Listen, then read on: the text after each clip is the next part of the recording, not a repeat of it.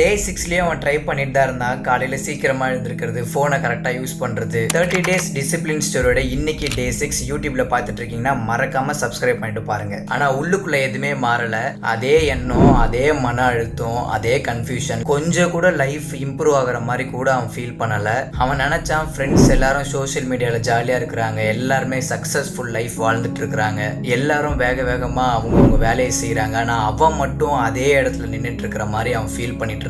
அந்த ஃபீலிங் மட்டும் தான் அவனை ரொம்ப டயர்ட் ஆக்கிடுச்சு. அது மட்டும் இல்ல, அவன் யோசிச்சுக்கிட்டே இருக்கிறான், நான் பண்றது எல்லாமே வேஸ்டா போயிடுமோ, நான் பண்றது எல்லாமே வேஸ்ட் தானோ அப்படின்னு சொல்லி அவன் யோசிச்சுக்கிட்டே இருந்தான். கொஞ்ச நேரம் அவன் எல்லாத்தையும் ஸ்டாப் பண்ணலாம் அப்படின்னு சொல்லி அவன் யோசிச்சுக்கிட்டே இருக்கிறான். ஆனா இந்த தடவை அவன் ஓடல. ஏன்னா அவனுக்கு ஒரு விஷயம் புரிய வந்துச்சு. அவன் என்ன புரிஞ்சுக்கிட்டான் அப்படின்னா, மாறணும்னா கொஞ்ச நாள் கஷ்டமா தான் இருக்கும். இப்போ இந்த வீடியோ பார்த்துட்டு இருக்கிற உங்களுக்கு அதே ஃபீலிங் இருந்துச்சுன்னா தயவு செஞ்சு அதை கிவ் அப் பண்ணாதீங்க.